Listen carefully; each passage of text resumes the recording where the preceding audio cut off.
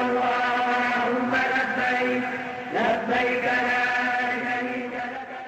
في المدينة محمد نبينا بنور هدينا محمد نبينا بنور هدينا.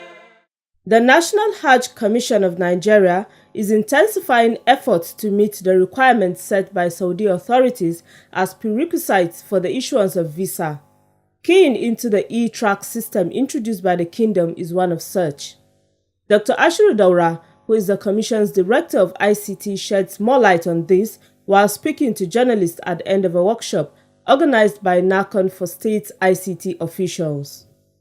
Now on that portal, we have to enter information about all the contracts we enter into in Saudi Arabia, including the housing contract, the accommodation, that's the accommodation contract, the feeding contract in Mecca, in Medina, and in the Mashair, in the holy places, and also the transportation contracts.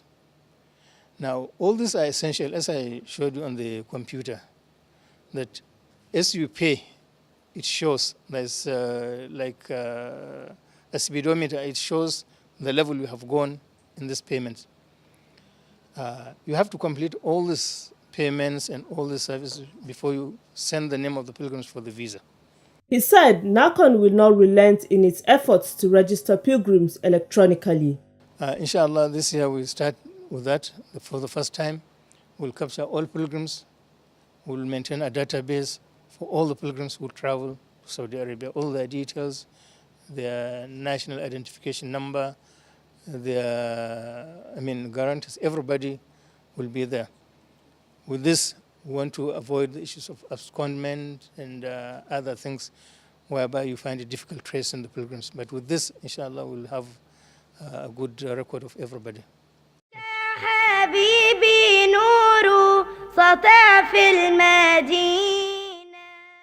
Muslims' rights concern Murik, a non-governmental organization, says Nigerians should not blame NAHCON for the increase in this year's Hajj fair. A statement released by the group's executive director, Ishaq Akintola, said the prevailing high exchange rate is responsible, pointing out that 98% of the services rendered by NAHCON in Saudi Arabia are determined in US dollars. The organization then advised the National Assembly to intervene by lobbying for more concession of the exchange rate. The 2017 Hajj fares are put at between 1.4 and 1.5 million naira, depending on the state a pilgrim chooses to register.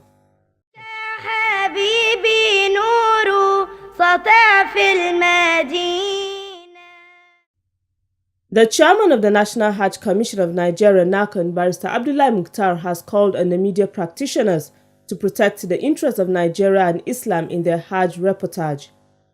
Barrister Abdullahi stated this at the inauguration of the 2017 Hajj media team in Abuja. Protecting the integrity and the image of our religion as well as of our nation. Because there are some things that you cannot use it as a yardstick of measuring the conduct of the pilgrims due to misconduct of an individual. Where you have a pilgrim who, by virtue of some social biases, committed an act contrary to the teaching of the religion and contrary to the law of the land or contrary to the law of the host authority, that cannot be used as a yardstick in measuring the performance or the behavior of the entire pilgrims. He also asked journalists to help the Commission with feedback from the public regarding its operations in order to improve where necessary. Help us with feedback from the members of the public. It's very key to us. How they perceive our services, our conduct, our regulatory function, the performance of the State Pilgrims Welfare Board and agencies, the performance of the licensed tour operators, the performance of the service providers, the airline, the accommodation providers, the caterers, the transportation, the medical services is very important to us. What are we after? Service delivery to ensure that pilgrims get value for their money. حبيبي نور سطع في المدينة. The National State Pilgrims Welfare Board has warned intending pilgrims from the state to shun prohibited items like drug, kola nuts, among others during the Hajj exercise. Executive Secretary of the board, Alhaji Abubakar Hassan, issued the warning at the Pilgrims Enlightenment Campaign in Lafia. Alhaji Hassan said government has made adequate medical provision for pilgrims throughout the Hajj period, adding that the Kingdom of Saudi Arabia is taking the issue of prohibited drugs and other items seriously, which sometimes results in executions.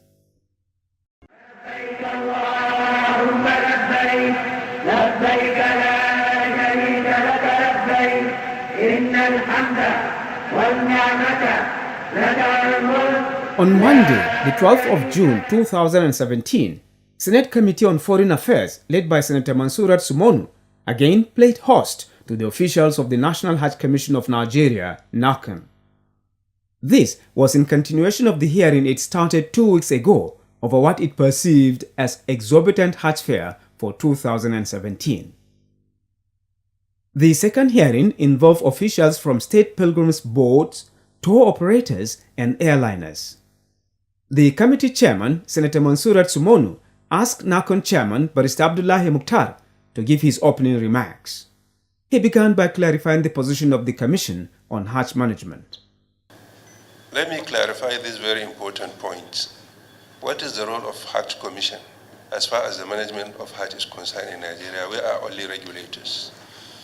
We are regulators, and for each component, for each item, for each service, for each activity of the Commission, stakeholders are carried along. Who are the stakeholders in this?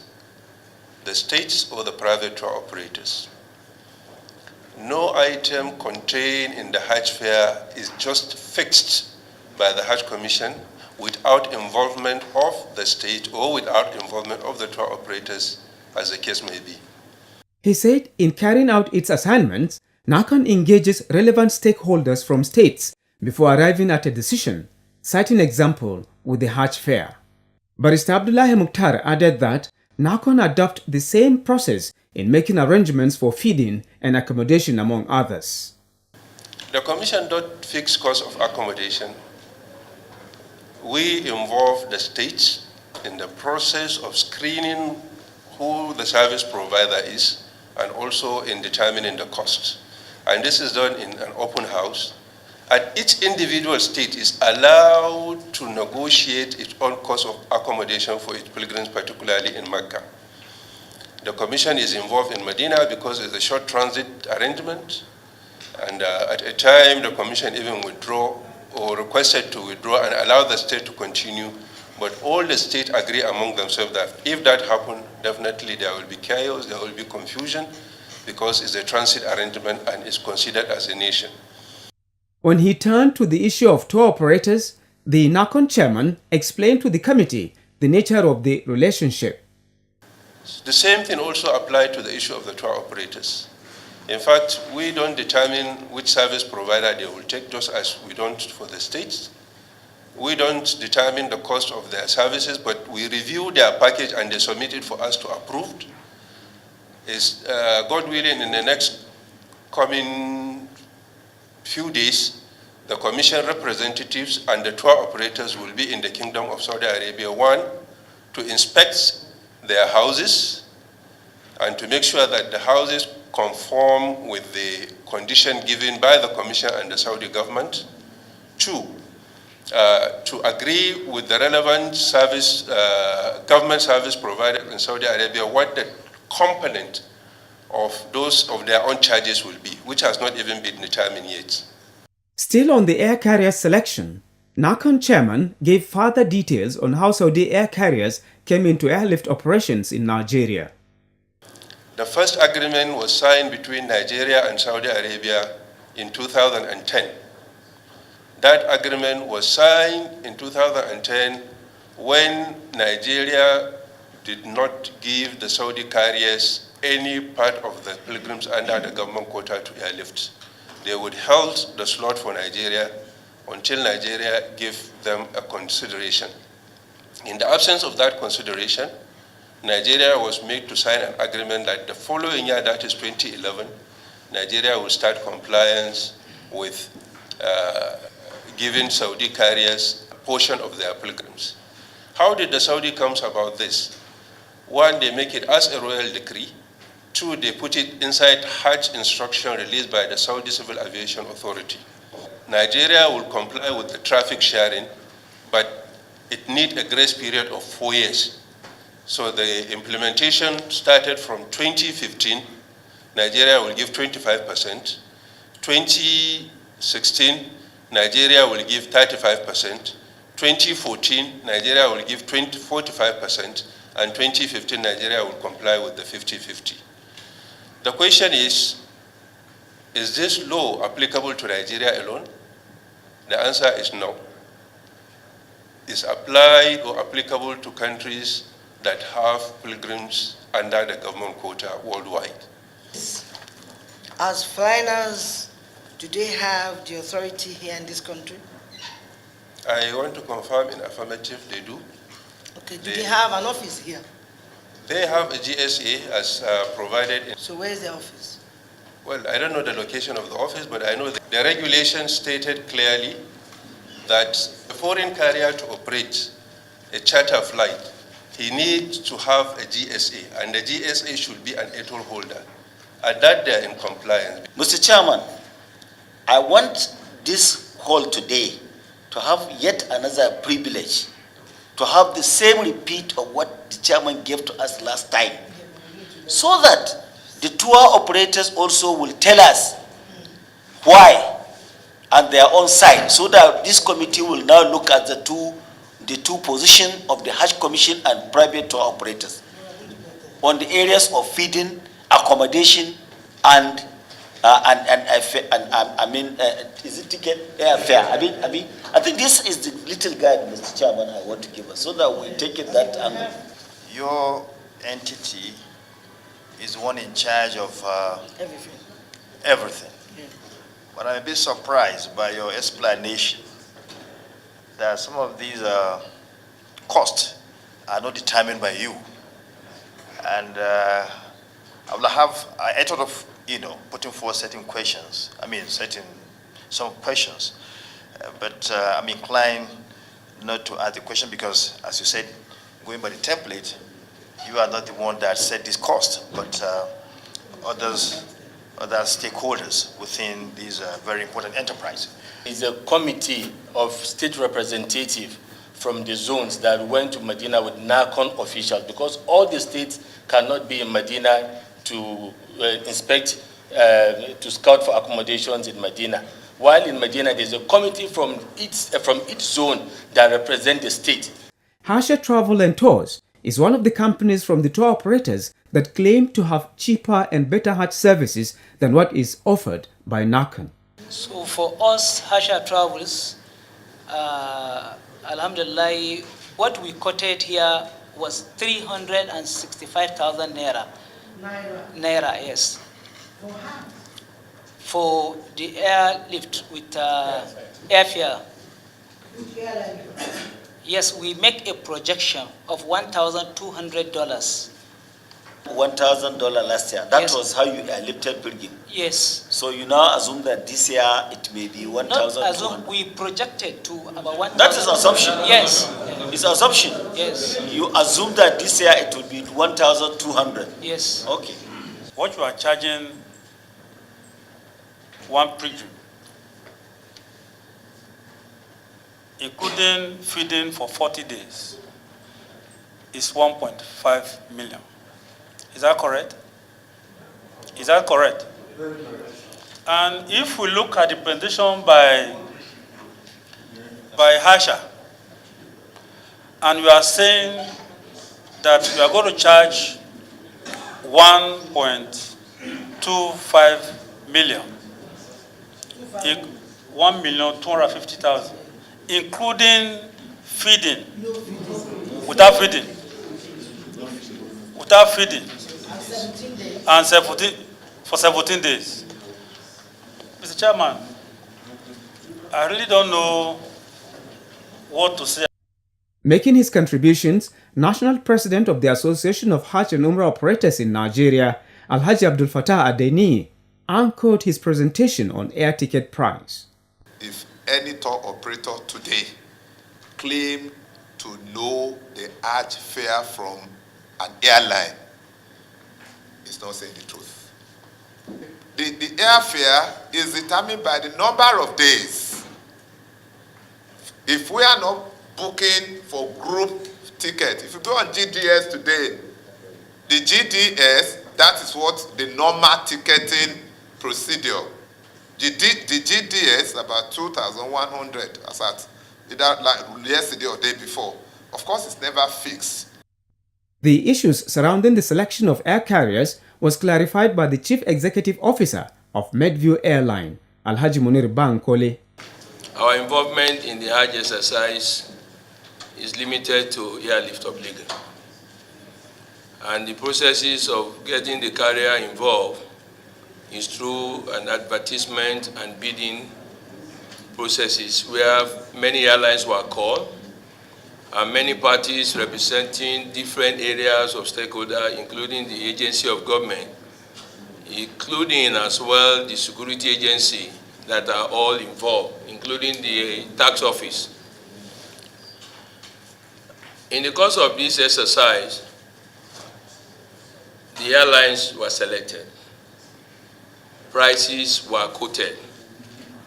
He then shed more light on the air ticket price. And I can give an evidence here that at the end of the selection, this was the details of the cost of the airfare by each airline. Medview Airline quoted for southern part, because Nigerians in the cost of airlift is divided into two segments, the northern and the southern part, quoted 1,750, and at the same time for the north, 1,700. The last year airfare, at the rate at which the plating was airlifted, the rate of exchange was 197. I repeat, 197. So the National Commission summoned the air carriers to come and discuss and see a window where these prices quoted can be reduced. Alhaji Munir also spoke on the difference between NAHCON and tour operators in the area of handling flight operations. So what we do in the course of Hajj costing, different from what the gentleman is saying, is that we operate 4 legs. He operates 2 legs. When we have to commence the airlift operation, we carry passengers right from any zone in Nigeria here, all the way to Saudi Arabia. We come back empty. Because it's a charter operation, we are not allowed, I repeat, to carry any commercial passenger on that flight. Even if you are a scheduled carrier, you operate your scheduled operation. So when you are flying back to your base, you are coming back zero. To bring back the aircraft to come and carry another leg of another pilgrim. At the end of the day's hearing, chairman of the committee and other members made their comments. I think things have been made very clear. And the blame that we had hitherto on NAHCON, I think there is no more blame. And no, I'm saying my position. This is my position. This is my position. This is my position. And I want to say, I remain on the same page with Senator Alero. The only way we can deal with this matter is to talk to the executive, the presidency, to at least give a concession. I mean, we know that the exchange rate is quite different. Last year it was 197, this year 305. But having said that, because of the conditions that we find ourselves in this country, we're looking at you cutting the cost down. The committee will take more submissions from other stakeholders before rounding off its sitting.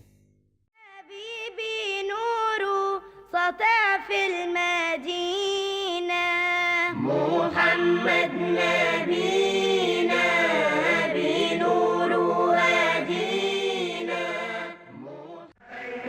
Hajj Talk this week focuses on Ihram and Miqat as fundamental features of the Hajj rites.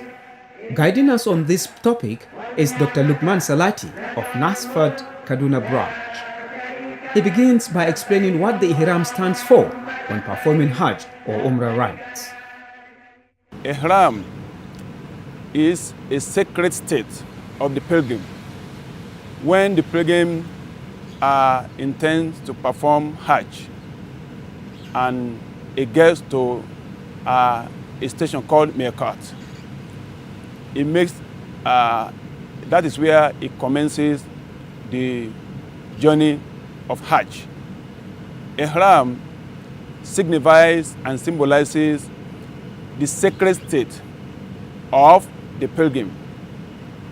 And that is where he puts on two unstitched pieces of a cloth. The mawaqit, or places designated for pilgrims to wear ihram, are Dhul Khulaifa, 450 kilometers north of Mecca, and is the miqat for the people coming from the direction of Medina.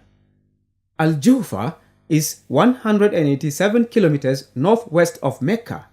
People also call it Rabig, usually for people entering Mecca from Jeddah and also those coming from Syria, Jordan, Palestine, and Lebanon. Qarn al-Manazil is 94 kilometers east of Mecca, overlooking Arafah, and is the miqat for the people of Najd. Yalamlam is 45 kilometers south of Mecca and is the miqat for those coming from Yemen. Dhatu Irq is 94 kilometers northeast of Mecca and is the miqat for the people of Iran. The Prophet of Islam ﷺ, actually recommended five of these miqats. Later on, an additional one was added after the death of Prophet ﷺ, to cater to as a means of convenience for people coming from India and other eastern part of the world. The pilgrims must not pass the miqat without ihram. Otherwise, they will have to pay what is called fidya, or animal sacrifice. Dr. Lukman says once pilgrims go into the state of ihram and met their intentions, they are expected to begin reciting the talbiyah and will not stop until they reach Mecca. You should be saying, Labbaik Allahumma labbaik, labbaik la sharika laka labbaik, innal hamda wa nihmata laka wal mulk la sharika la. Meaning, oh Allah, I answer your call. Oh Allah, I answer your call. There is no partner, you have no partner. Oh Allah, I answer your call. Glorification, sovereignty belong to you, Allah. Oh Allah, I answer your call. On the difference between what men and women wear as ihram, Dr. Lukman explains more. For females, white cloth is not compulsory, but any loose clothes that is convenient for them, that will not be transparent enough to show the naked part or the sensitive part of their body. Dr. Lukman warns pilgrims on those things that must be avoided when they are in ihram. These, among others, include arguing or fighting, wearing sewn cloth, cutting the hair, trimming the nails, using perfumed soap, wearing perfume, wearing hats for men, and getting engaged or getting married. Stay away from committing sins, saying things that will attract sin to him. You should stay away from even heavily combing his hair, because if you comb your hair and just one of it drops, it is not good. Committing any of the acts prohibited in ihram attracts extra animal sacrifice to redeem it, says Dr. Lukman. He then advised pilgrims on seeking knowledge about Hajj. Hajj is not just an exercise. Hajj is an exercise that requires knowledge, because it is a knowledge-based exercise. Islam itself is a knowledge-based religion. Hajj is an exercise that is not for the ignorant. It's not for the illiterate.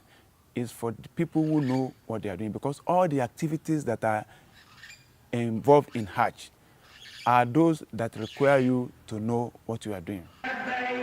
لبيك لا شريك لك لبيك إن الحمد والنعمة لك والملك لا شريك لك لبيك اللهم لبيك لبيك لا شريك لك لبيك إن الحمد والنعمة لك والملك لا شريك لك لبيك اللهم لبيك لبيك لا شريك لك لبيك إن الحمد والنعمة لك والملك لا